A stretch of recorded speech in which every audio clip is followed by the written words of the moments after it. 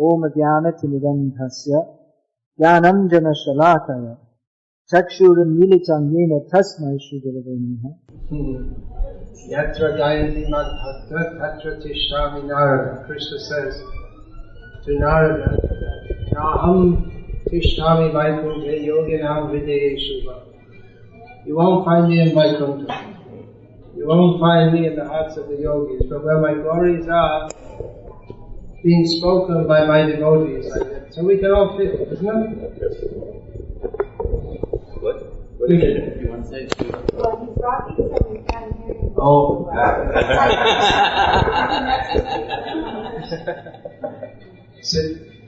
Sit properly.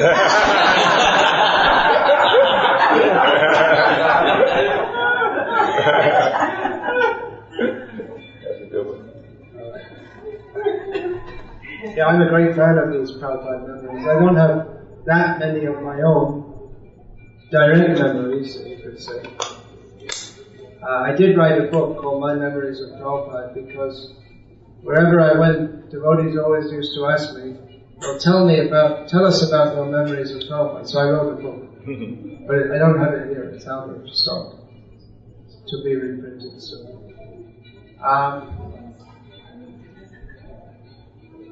But while we are living here in Prabhupada's presence, I didn't know actually what an important place Atlanta was until I came here. I asked one devotee who was living here, what's the population? He didn't know the population. Of the city? Of the city, yeah. Almost 6 million. 6 million? Approaching 6 million. Oh, that's why we drive such a long way. It's a big city. I mean, we're staying with the devotee a long, long way.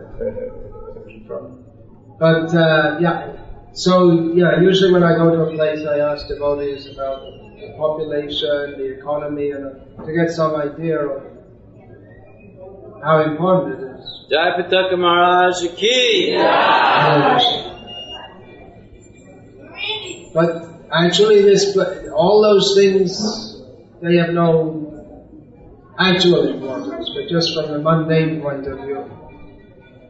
And because we're preaching in different places, we want to know just like when Prabhupada came to America, he first spent time finding out about the place and the atmosphere, the mentality of the people. But actually this place is important because Prabhupada came here. Yes. And Srila Prabhupada came to so many places and they're all important because of that. And actually the whole earth planet has become important because Prabhupada's going everywhere. You can find his books everywhere. He lives forever in his instructions. So wherever there are Prabhupada's books, there's Prabhupada. His instructions are not different from them. But I didn't know the importance of the place that of course, we know about this Leela, how Prabhupada, he broke down in ecstasy and heard it on the recording. But Srila Prabhupada lives in his disciples also, so their memories and how they're communicating, we can understand how Prabhupada is living in his disciples, that when they speak about Prabhupada, then everyone feels the presence of Prabhupada, so that shows Prabhupada and his disciples, and how Prabhupada manifested so much mercy in him. Especially you were talking about Sri Damodar Maharaj, and at that time Richard Thompson wasn't known. He was a jewel who was to be later manifested. Actually, I think even now most devotees, they don't appreciate Sadar Putra Prabhu. What he's done, he's irreplaceable. Yeah, exactly. He wrote his first book up here, upstairs. Yeah. I mean, his contribution is unique, and it's to have someone, a genius person, who, I mean, geniuses, you don't find them loitering on every street corner. I mean, materially speaking about geniuses. He knew so much about so many things, and so much scientific knowledge, always up to date with everything, but also absolute faith in Srila Prabhupada. So it's such a rare combination that someone can be very materially not just educated, just cramming information, but the ability to sort it all out and find Krishna at the end. That's what Prabhupada gave him. So, you said that Prabhupada came to see Swarup Damodar Maharaj. That time he was Damodar Swarup, Brahmachari. So that in itself, that's very important. I didn't connect the things until you said that. You see how important it is to hear from different devotees. That how much importance Prabhupada gave to this scientific preaching. He made a whole institute, separate. I mean, it's actually legally formed separately from ISKCON, although it's a sister organization. That how much he wanted this preaching to the scientists, and he came here specifically to meet Damodar Swarup. And to talk about organizing. And to talk about organizing, establishing the Bhaktivedanta Institute. He so much wanted this. And just yesterday, who was that saying that? No, I was listening to some recording yesterday or this morning about how that's manifesting now, how this defeating Darwinism. Prabhupada so much wanted to do that. At that time, no one was thinking about defeating Darwinism. Prabhupada was ahead of everyone in so many things. At that time, no one spoke that the United Nations are a bunch of rascals. Only Prabhupada spoke it. No one could imagine. Prabhupada, so many things. Prabhupada, he was just ahead of everything. So, defeating Darwin, no one imagined such a thing except these creationists, Christian creationists, who people thought at the time, and still, they're just a bunch of nutcases. But scientifically defeating Darwinism, Prabhupada was convinced it can be done and it should be done because Darwin is wrong.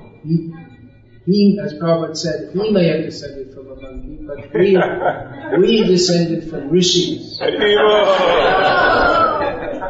So, Prabhupada, but then having come here, Prabhupada manifested this so much ecstasy and just distributed mercy. There's sometimes when Prabhupada just rained down mercy. And it's still there. He lives forever by his divine instructions and the follower lives with him. So Prabhupada's still, you want the mercy of Prabhupada? It's still there. Just the follower lives with him. You have to follow Prabhupada and the mercy is all there. Anyway, I'm a great fan of these memories of Prabhupada, devotees speaking about Prabhupada. I think you're all great fans, right? Yes. So, I'm promoting these DVDs that Siddhanta Prabhupada. I've got a whole bunch out there, along with my books. The DVD series, there's 52, actually he's made 53. I'm a great supporter of this, so I'm trying to distribute. If you like this, you can see there's out there on the... It's not a commercial, I don't He was here last year. He came here last year. I don't need the money. But I'm promoting this because this is very important that we remember. And all the devotees, all the disciples of Prabhupada, if anyone even saw Prabhupada for a moment, that's, and especially heard means not here, but here. Here, H-E-A-R-T. Hearing means it goes like Shunilena Shuneka, otherwise it's just in the ear. So hearing Prabhupada is, hearing about Srila Prabhupada is so important. When disciples of Srila Prabhupada come together, churning the nectar of who is this great personality. If someone, as I was saying, someone heard Prabhupada even once, even saying something apparently material, give me a glass of water. If you hear Prabhupada say that, that's more important than 10 PhD or 100 PhD or millions of PhD degrees or all the so-called knowledge in all the world. Well, why is that?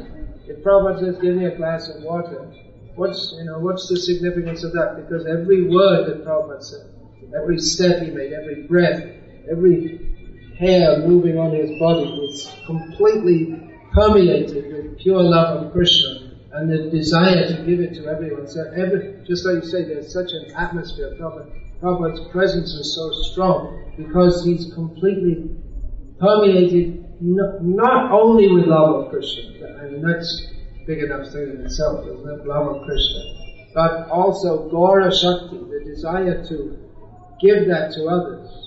Srila Prabhupada came here to give Krishna to everyone, and he did that. Yes. He did. Yeah.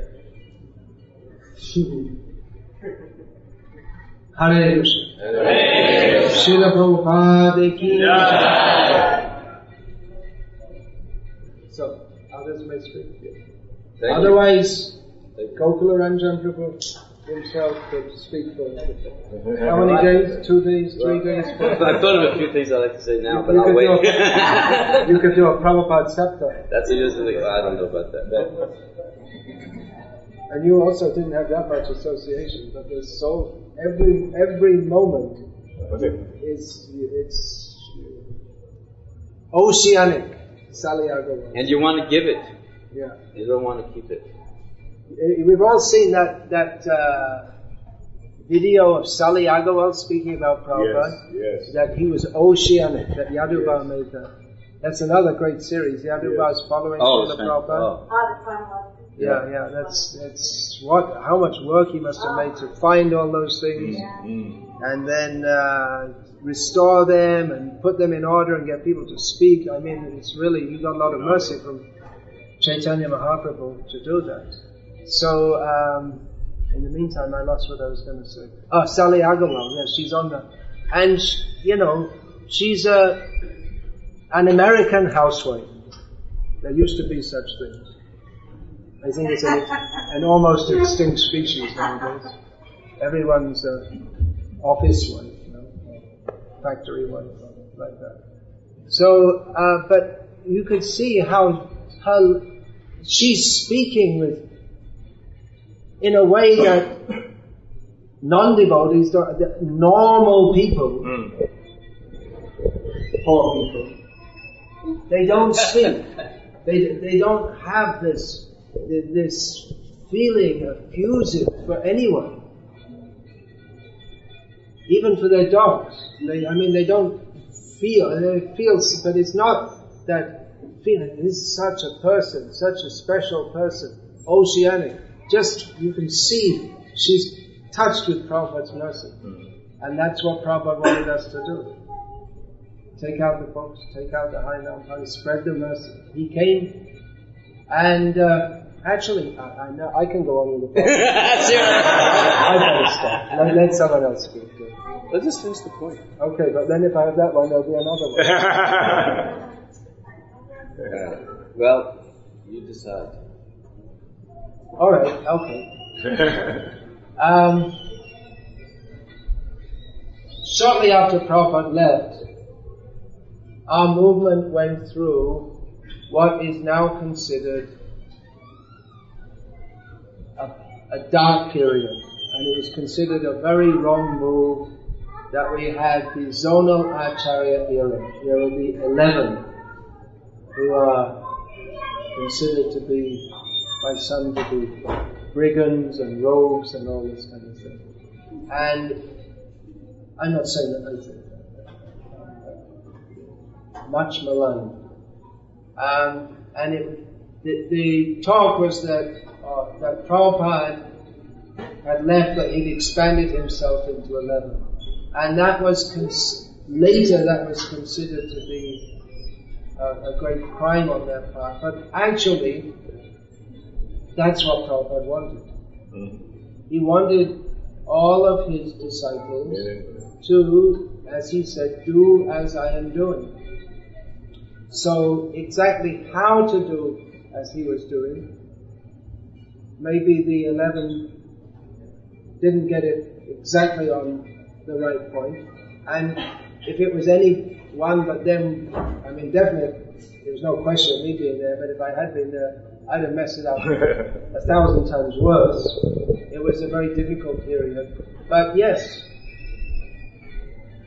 Srila Prabhupada wanted that his disciples be spiritual leaders and communicate Krishna consciousness to others. And we can see here in Upanihati Dham how the devotees are spontaneously appreciating Jayapataka Maharaj for taking the burden, and really we can see that, is there any material motivation for a person what material motivation can be there for someone in that physical condition to come here other than to share what Prabhupada shared with all of us? And Krishna has his way of teaching us all. I mean, we don't wish that on anyone, because anyone else, no one else would do as he's doing in that condition. Yeah.